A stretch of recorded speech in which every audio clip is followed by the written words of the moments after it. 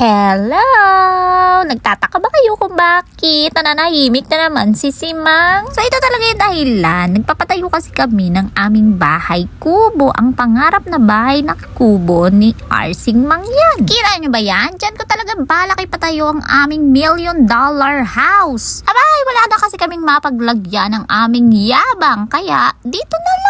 Well, sa area na to, dito nyo talaga makikita ang 10-story house. Yes, you heard it right. 10-story house. Yung tipong kada isang area ng bahay, isang floor.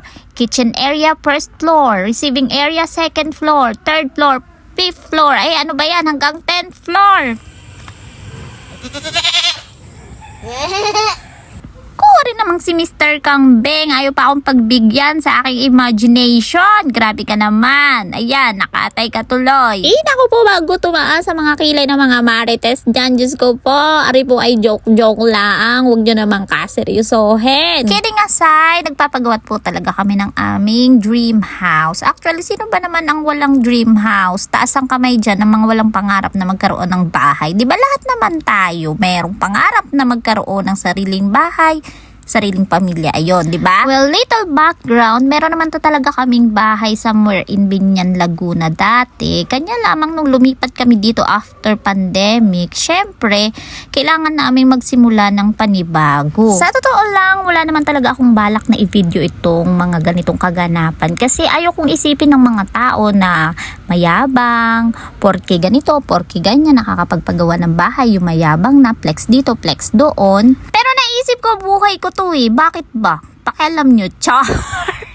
Ay nako, hindi, no more joke na talaga. So yun, bakit ko ito binidyo? Kasi naisip ko, bago kami dumating sa point na gusto na naming magpatayo ng bahay or nagkaroon kami ng lakas na loob na magpatayo ng bahay, actually, kainamang diskusyon at lakas ng loob ang kailangan. At naisip ko, baka sakali this video ay makapag-boost ng confidence ng mga pamilya or mag-asawa na nagsisimula pa lamang na kung kinaya namin, kaya nyo din. Well, fun fact guys, nagpatayo kami ng bahay na ito na ang hawak lang talaga namin is kalahati ng original na price ng bahay. So, bakit kami nag-decide na ipagawa na agad kahit kulang ang budget? Well, actually, ang reason behind is hindi naman talaga nadadagdagan na ang salapi. Bagkus ay nababawasan habang tumatagal. In reality guys, ganun naman po talaga ang nangyayari. Sa halip kagustuhan nating makaipon, maipon natin yung pampagawa natin ng bahay, iipunin natin si pera, pero hindi natin namamalayan sa halip na madagdagan, nababawasan. And the sad reality is humahaba ang proseso na wala tayong nasisimulan. And another fact is hindi natin namamalayan ang presyo ng materyales pataas ng pataas. Yung dapat ay magagawa natin ng 2 kwarto, magiging 1 kwarto na lang. Kaya naman napagdesisyonan namin na simulan na at kung saan ang aabutin, eh di hanggang doon lang mo. Aba, ay ewan ko na lang talaga kung ari ay mababawasan pa.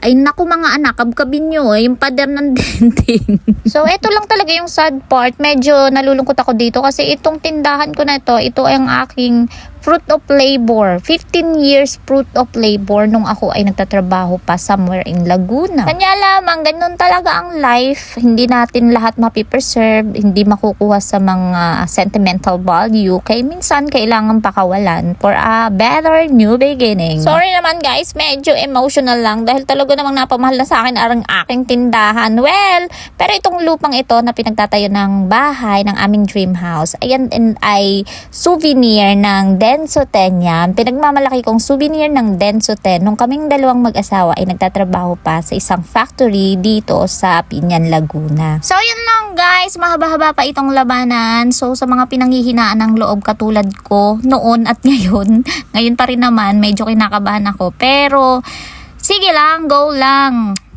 May awa din si Lord, matatapos din yan. And syempre, for the sake of memories, mag-update din ako for sometimes kapag hindi busy si Simang. Yun lang, maraming salamat.